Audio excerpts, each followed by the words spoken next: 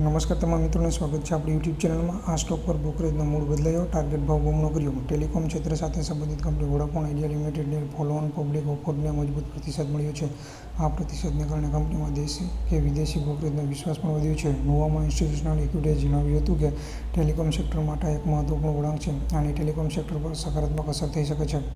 આ સાથે નોવામાએ Vodafone આઇડિયાની target કિંમત અગાઉના ₹7થી વધારીને બમણી એટલે કે ₹14 કરી દીધી છે। આ સાથે સ્ટોક પર હોલ્ડ રેટિંગ યથાવત રાખવામાં આવ્યું છે। નોવામાં રિપોર્ટમાં એમ પણ કહેવામાં આવ્યું છે કે એફપીઓ અને ટેરિફમાં વધારા પછી પણ વોડાફોન આઇડિયાની સૌથી મોટી સમસ્યા તેની બેલેન્સ શીટ ₹2.5 લાખ કરોડ અને સ્પેક્ટ્રમ અને એજીઆર ₹2.1 લાખ કરોડની ખર્ચથી ભરેલી છે। નોવામાં વોડાફોન આઇડિયા પાસેથી કુલ ₹45,000 કરોડ એકત્ર કરે તેવી અપેક્ષા છે, જેમાં ₹25,000 કરોડનું દેવું પણ સામેલ છે। બ્રોકરેજનો અંદાજ છે કે આગામી 8 ત્રિમાસિક ગાળામાં વોડાફોન આઇડિયાનું મૂડીરોકાણ ₹40,000 કરોડ હશે।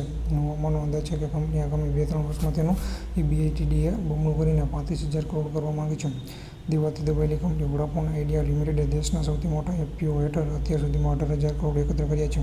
શેરબજારના ડેટા દર્શાવે છે કે તેને એફપીઓના છેલ્લા દિવસે સોમવારે લગભગ 7 ગણું સબસ્ક્રિપ્શન મળ્યું હતું। તો આજના વિડીયોમાં આટલું જ। વિડીયો સારો લાગ્યો હોય તો ચેનલને સબસ્ક્રાઈબ કરી દેજો। જય હિન્દ, જય ભારત।